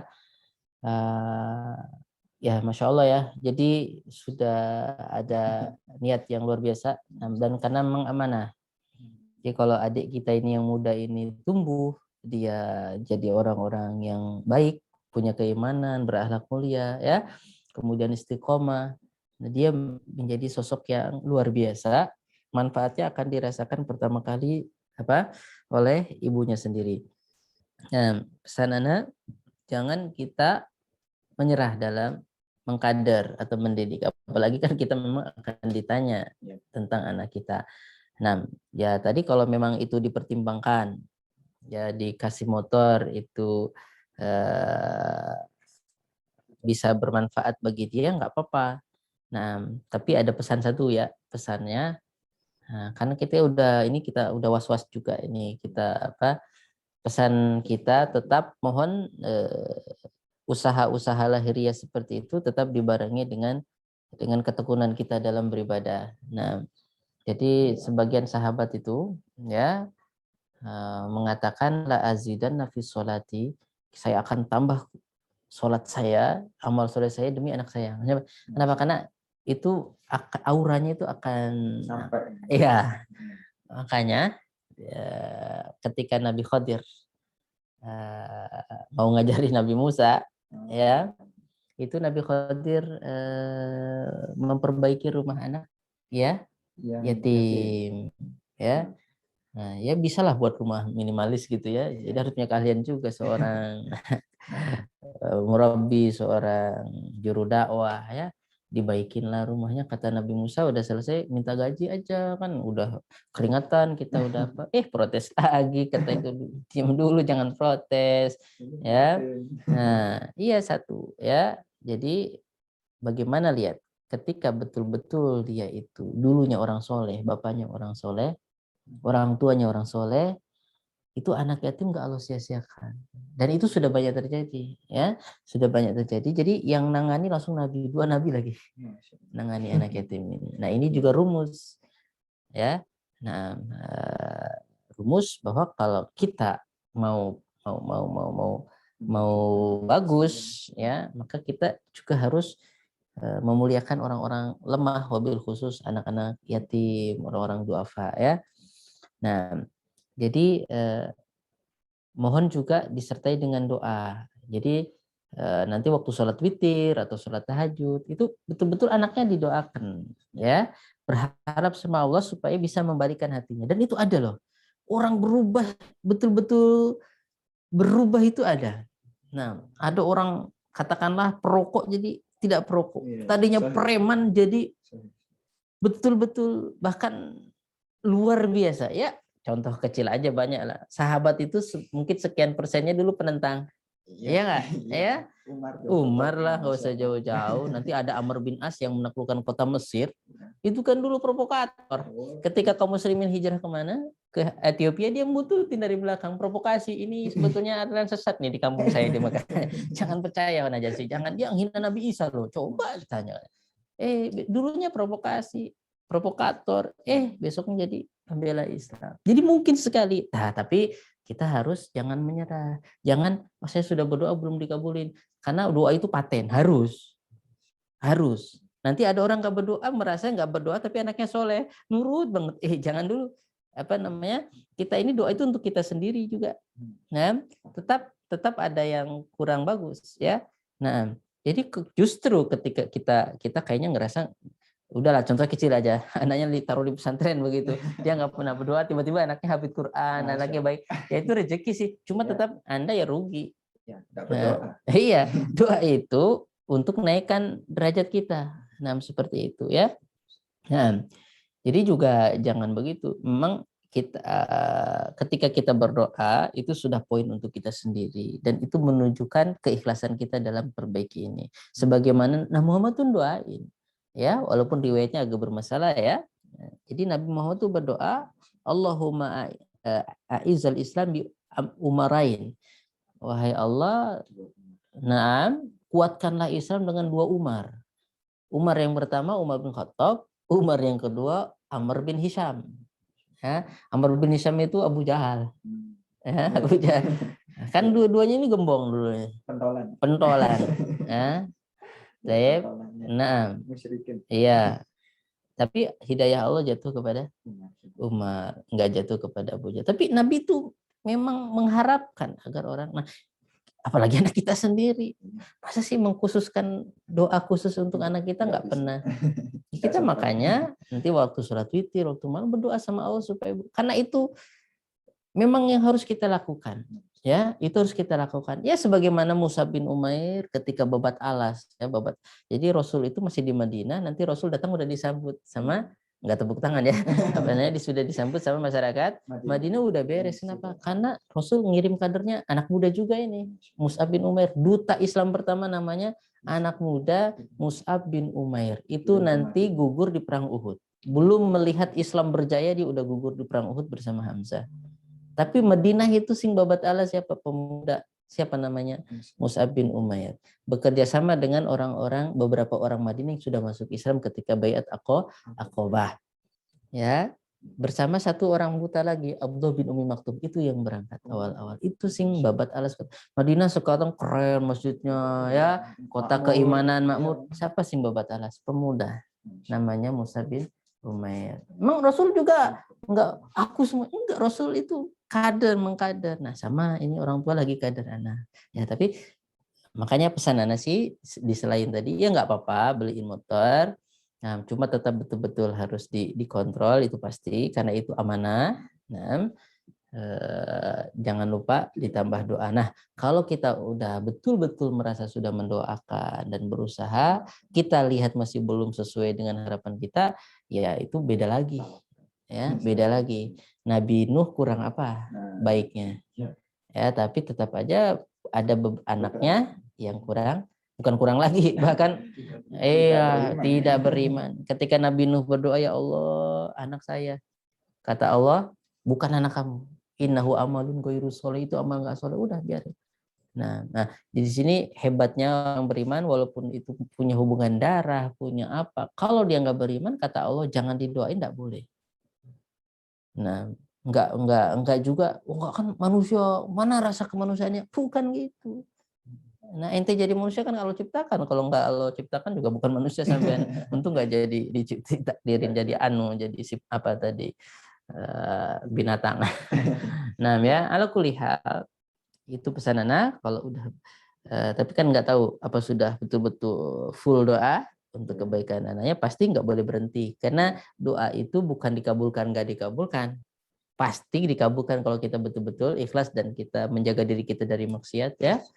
Ima Allah kabulkan hari itu atau besok, atau Allah tabung, dan atau Allah kasih kita dengan yang lain. Allah kasih kita dengan, ya, paman Nabi aja ada 2, ya. Di zaman Nabi itu ada 4 paman Nabi yang mengalami kenabian Nabi, ya. Ketika Nabi diangkat jadi Nabi, 2-nya beriman, 2-nya tidak. Ya gimana? Nabi ingin semuanya beriman, tapi ya, nah, Allah lah yang memberikan hidayah. Jadi jangan sampai ada kata-kata saya capek didik anak, saya capek udah usaha gini-gini, jangan sampai itu keluar. Jalani itu ladang amal kita. Nah, barakallahu fiik. Selanjutnya ini juga sama seperti anak, semoga Ustadz dan keluarga selalu dalam lindungan Allah. Bagaimana cara yang baik untuk mengajak teman-teman lama kita yang belum hijrah untuk sama-sama menuju kebaikan? Masya Allah, Masya Allah. Kita memiliki masa lalu.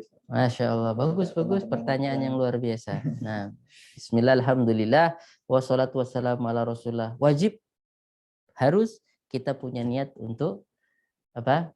Menyebarkan kebaikan ini kepada orang lain. Karena memang itu perintah. Kenapa Allah kirim Nabi, kirim Rasul, ya? Untuk apa? Untuk mengajak manusia, untuk mengingatkan manusia, ya, untuk sama-sama kita bahagia, seperti itu. Jadi orang beriman itu nggak ingin senang sendiri aja. Pokoknya cuma saya saja yang bahagia, yang lain nangis ya. Hater. Nah, ya pokoknya dia itu, makanya kata Nabi, la yu'minu ahadukum hatta yuhibba li akhihi ma yuhibbu nafsi. Makanya Nabi itu orangnya pikirannya umatnya. Nabi itu coba kalau mau jalur aman enak udah dikasih jabatan sama Quraisy. Ya, mau bertauhid nggak apa-apa, cuma jangan ngajak-ngajak gitu aja. Kamu silahkan agama kamu, monggo, nggak apa-apa. Kita bebas aja di sini ya, liberal lah, liberal.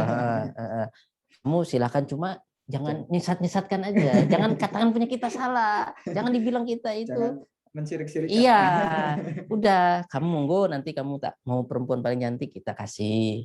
Mau jadi harta kita kasih. Nah, kalau dipikir kan udah cocok kalau dengan mungkin konsepnya ya orang-orang sana lah ya. Nah, kan udah cocok, enak banget. Boleh juga kok kita sesuai dengan keyakinan kita.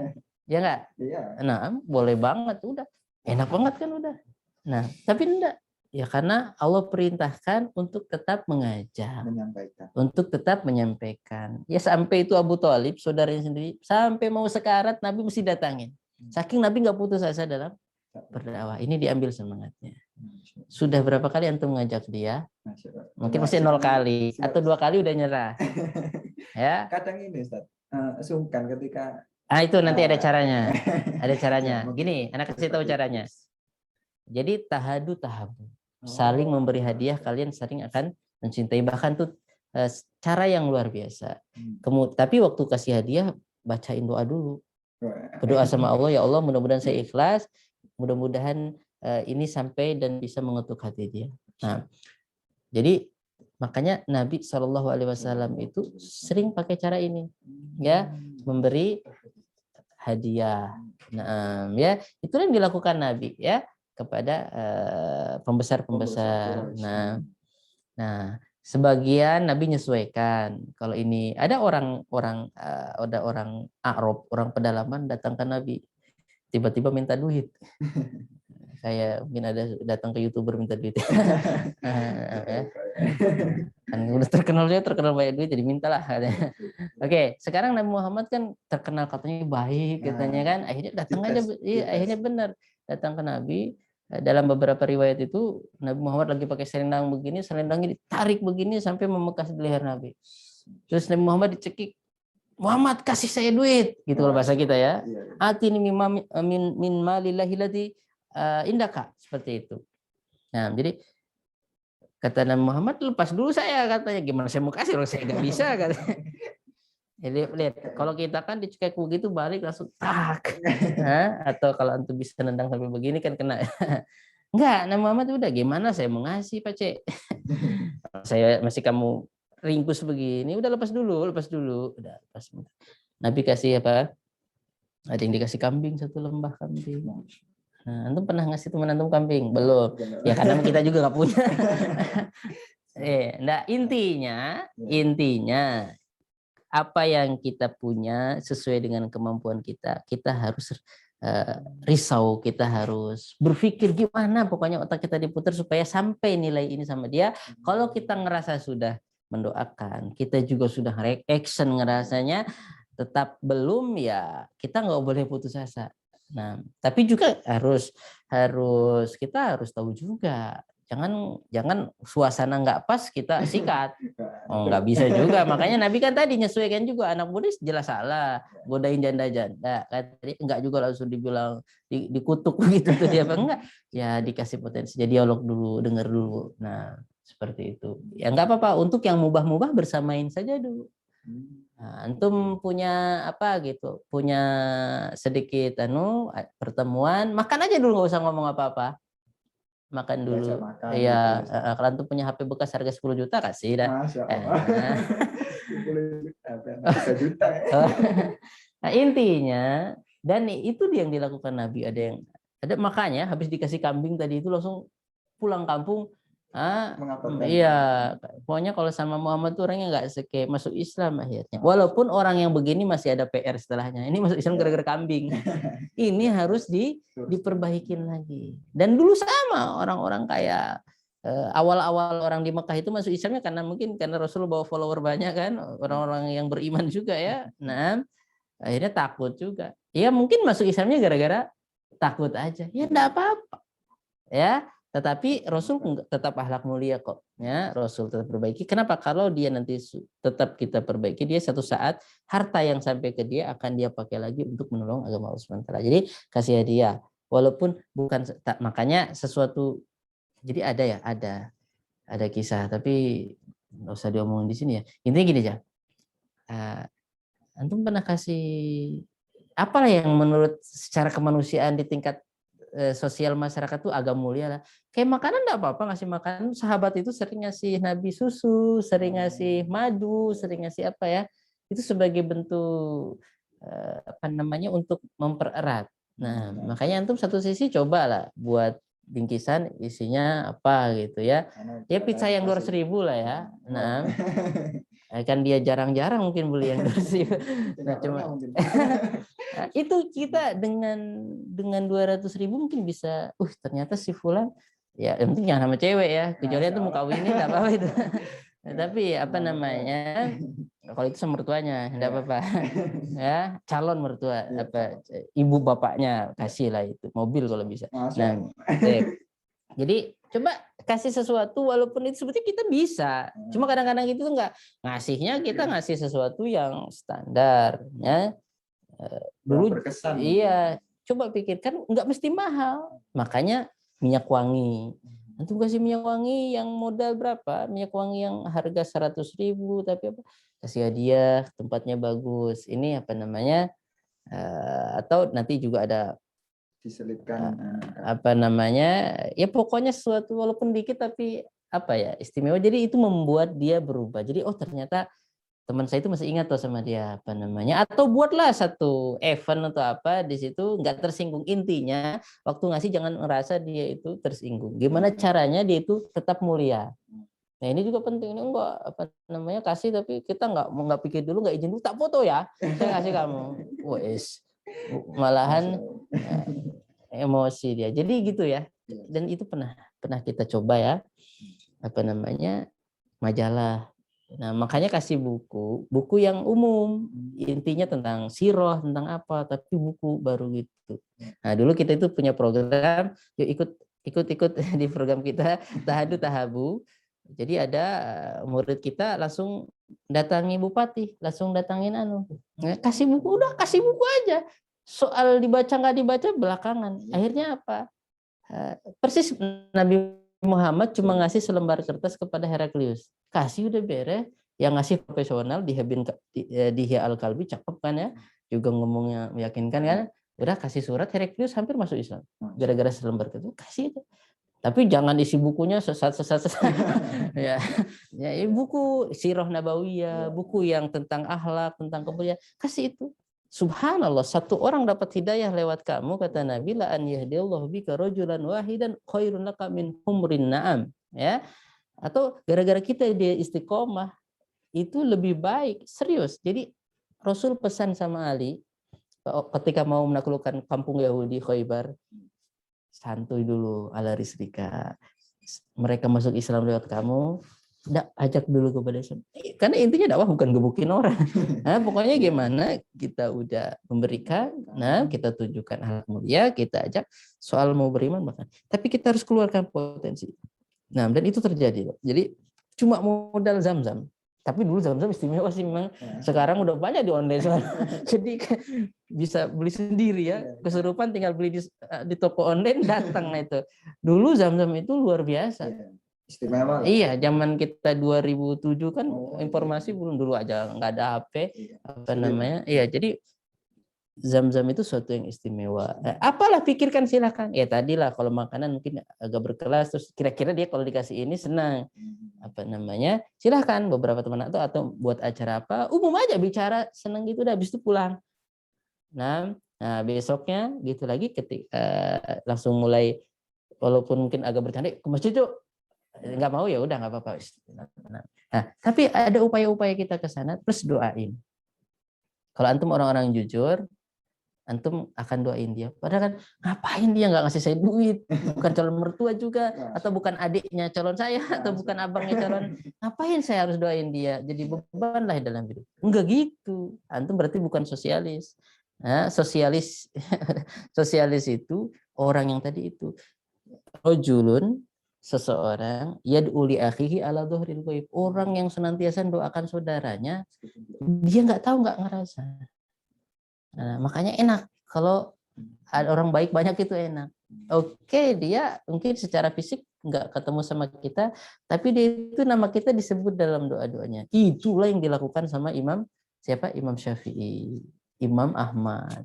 Itu mendoakan supaya sehat terus imam itu. Kenapa? Nah kalau ini selesai, itu enaknya kalau punya teman baik. Makanya kalau sama-sama ulama, dia betul-betul ulama, nggak ada saling jatuhin itu. Gigit-gigitan, nggak ada. Ya, justru doa-doaan. Ya nggak, saling doain, bahkan tanpa diketahui. Nah ini kerennya orang beriman. Ya termasuk pemimpinnya didoain.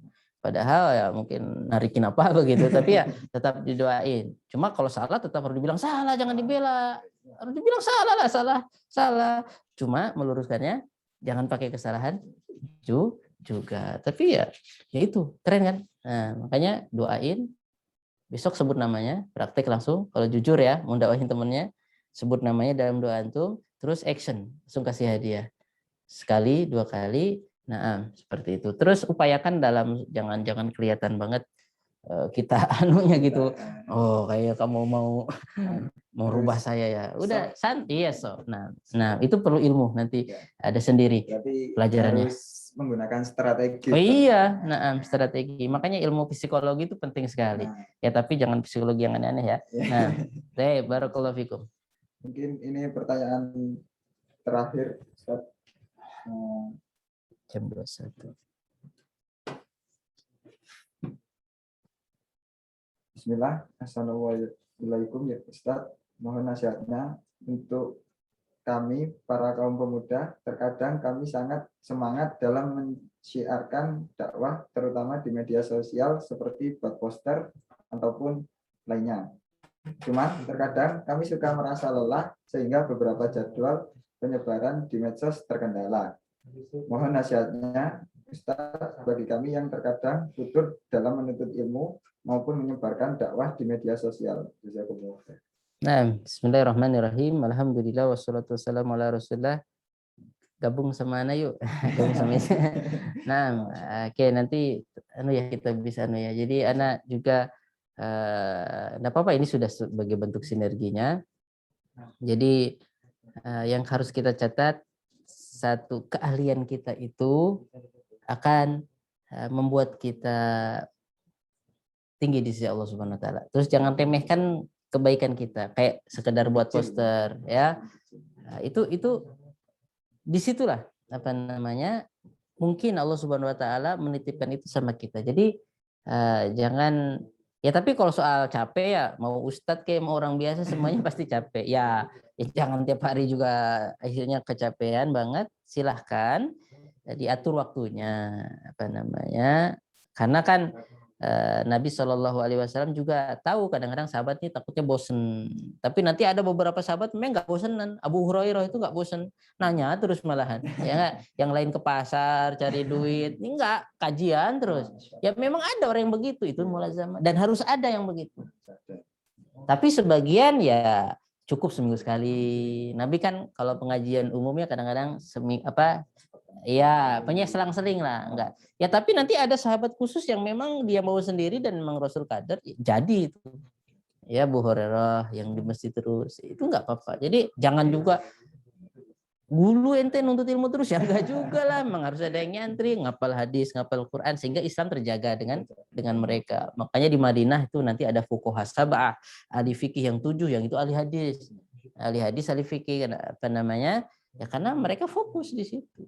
Jadi kalau ulamanya kerja di pabrik semua ya susah kan, anunya ngarang bukunya susah karena dia. Nah, makanya tetap kita harus memperhatikan posisi kita masing-masing. Jadi Abu Hurairah yang hafal hadis. Naam, Islam dibangun apa namanya di atas tentang Abu Hurairah meriwayatkan hadis tentang Islam.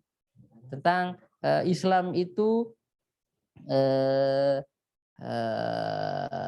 harus menaungi. Nah, Islam syahadat itu harus disebarkan kepada semua manusia. Abu Hurairah yang ngapal, yang praktek siapa? Khalid bin Walid. Selesai semua itu. Romawi Persia selesai. Khalid bin Walid ngamalkan hadisnya. Karena dia memang iya, karena memang iya sesuai keahliannya. Jadi kalau memang antum ahli di bidang itu, jangan ngerasa kayaknya apa ya, enggak, silakan antum tekuni bidang itu. Kalau capek pasti ada capeknya, makanya silahkan saja diatur jadwalnya. Jangan juga kita akhirnya terlalu semangat, akhirnya liburnya lama. Ya kayak orang kita aja lah, contohnya mau baca Quran setiap hari 15 juz. Pernah memang 15 juz, akhirnya Ramadan doang. Ya enggak? Setelah Ramadan? Enggak. Padahal kan yang paling bagus ya Ramadan tetap, tapi setelah itu oke enggak 30 juz satu bulan atau 15 juz dalam 15 hari. Tapi apa? Adwa muhawain qala, continue dikit tapi continue. Yang penting itu istiqomah, continue. Ini yang berat. Ini yang berat. Nah itu ujian bagi orang yang semangat itu di situ. Dia semangat, ingin besar, akhirnya apa? Liburnya lama. Nah, itu yang Nabi khawatirkan. Kita semangat beramal soleh, liburnya lama pas mati. Lebih baik apa namanya? Istiqomah, pelan-pelan, tapi pas mati memang dalam ibadah tersebut. Nah, makanya Nabi itu motivasi kalau dalam ibadah, subhanallah bihamdi 100 kali pagi dan sore. Kalau kuat tambah lagi sedapatnya. Tapi Nabi juga kasih batasan. Karena memang kita itu harus dilatih. Mulut nih kalau nggak dilatihan enaknya ngobrol tok, apa namanya, sama ngerumpi, makan, ngeplok. Ngeplok kan makan. Ngeplok. Tapi kalau nggak dilatih, subhanallah bihamdi, subhanallah bihamdi, subhanallah bihamdi, itu berat juga ternyata. La ilaha illallah wahdahu la syarika lahul mulku wa lahul hamdu wa lahu kulli syai'in qadir. 100 kali itu berat kalau nggak dilatih. Nah, makanya Nabi ya minimal 100. Tapi kalau nggak dilatih sama sekali mah enggak bisa. Makanya Nabi kasih minimal itu. Kalau bisa sebanyak mungkin. Fadkurullaha dzikran katsira. Itu apalah ilallah 100 kali, subhanallah bihamdi. Nanti ada yang cuma dikit kali, subhanallah bihamdi ada oke. Kalau itu memang nggak boleh dilebihkan. Ada yang memang nggak boleh dilebihkan. Ada yang boleh segini minimal, sisanya silahkan. Nah ini termasuk ini. Jangan sampai nanti semangat poster-poster karena itu kebanyakan akhirnya futur tadi itu akhirnya nggak buat. Nah, terus pesan anak penggiat medsos, hendaknya betul-betul dipertimbangkan kontennya. Karena anak masih dapati itu hanya cuma terjemahkan dari FB Arab, ya FB mungkin disangka setiap yang itu. Padahal itu makanya perlu sinergi. Nah, pastikan dulu itu perkataan, itu hadis, karena masih ada ya keliru. Dan anak screenshot itu beberapa yang ketika anda temukan dinisbahkan kepada Syekh Albani. Nah, padahal bukan. Ya karena ada FB teman yang katakanlah semangatnya mungkin sama gitu, ini kita terjemahin aja mentang-mentang bisa terjemahin padahal belum di cross check ya. Bahkan termasuk hadis lah, oke lah hadis ini katakanlah sahih, Syekh Albani terkadang ralat karena setelah diteliti lagi ternyata nggak sahih. Nah itu minimal dari situ pelan-pelan. Nah jadi kita cross check biar semangat kita tetap betul-betul membuahkan hasil, karena atau betul-betul ngambilnya dari referensi yang udah dikatakan insyaallah terpercaya. Jadi, tapi jangan, maksud anak itu tadi kita diem saja bisa dapat pahala loh. Nah, kalau kita masih ragu ini jangan-jangan malahan takut bisa menimbulkan kegaduhan, jangan dulu. Diem aja dapat pahala. Ini gatel, saya kan ahli poster, pokoknya harus share tiap hari status di Facebook. Nah, ya kalau bisa apa namanya, jangan sampai emang harus niat kita kan mengajak, ada yang tersinggung itu pasti. Cuma beda kok, beda auranya orang betul-betul ingin kebaikan dengan memuaskan hawa nafsu di status itu. Ya pokoknya tadi saya habis mau nganunsi itu, pokoknya baca ini itu semua orang tersinggung semua karena orang tuh ada yang permasalahannya mirip-mirip. Nah makanya hati-hati juga ketika buat poster, kita buat apa, betul-betul niatkan ikhlas sebagaimana Imam Bukhari bersabar ya 16 tahun proyek Sahih Bukharinya itu Nah, sejak gurunya bilang masuk hati, terus dia mengumpulkan data dulu pelan-pelan, akhirnya betul-betul jadi buku apa namanya terhebat sedunia lah, termasuk buku terhebat sedunia, manuskripnya termasuk manuskrip terbanyak sedunia, Sahih Bukhari. Ya kenapa? Karena lihat Imam Bukhari saking anunya ketulusannya itu sebelum nulis dia berdoa dulu. Mudah-mudahan ini ikhlas, mudah-mudahan tepat. Akhirnya ya nggak apa-apa. Makanya sebelum kita ngetik atau buat status, mikir dulu kalau bisa. Ya Allah ini kira-kira bermanfaat nggak ya Allah? Bismillah kayak bermanfaat. Doa dulu. Nggak asal pokoknya yang penting lagi kelahi apalagi ya. Perang status. Tek, tek, tek, tek. Buat poster copy paste tek. Ngajar yang ini. Ya kalau begitu. Anta berdebat, antum benar aja nggak bagus. Ya, antum niatnya debat, antum benar aja udah nggak bagus. Karena nunjukkan akhlak nggak bagus itu.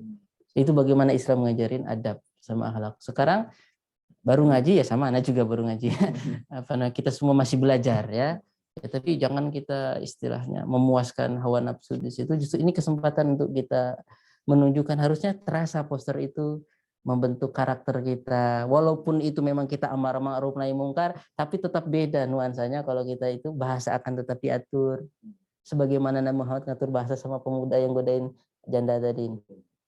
Jangan mentang-mentang kulil haq walau kana murran, ada dalilnya. Nah, makanya itu diperhatikan ya. Itu pesan Ana sama penggiat medsos. Nah, mudah-mudahan kita bisa kapan-kapan ngumpul ya para penggiat medsos. Nah, Ana rasa cukup. Nah, alhamdulillah tadi itu adalah pertanyaan terakhir pada malam hari ini. Kami cukupkan karena sudah melebihi waktu yang biasanya. Kajian pada malam hari ini diselenggarakan oleh KMBI Jember dengan bersinergi dengan beberapa media partner. Yang pertama adalah Sinergi Sebaris, terus akun Ustadz Hendri Lensa Official, dan Lorong Faradisa, Ketua Mengaji, Masjid Peradaban, dan Pesantren Teknologi Indonesia. Semoga kedepannya kita bisa terus bersinergi dalam berdakwah. Amin. Untuk menegakkan agama Allah. Tak lupa Ana ingatkan bagi jamaah pada malam hari ini kita memasuki tanggal 14 Hijriah.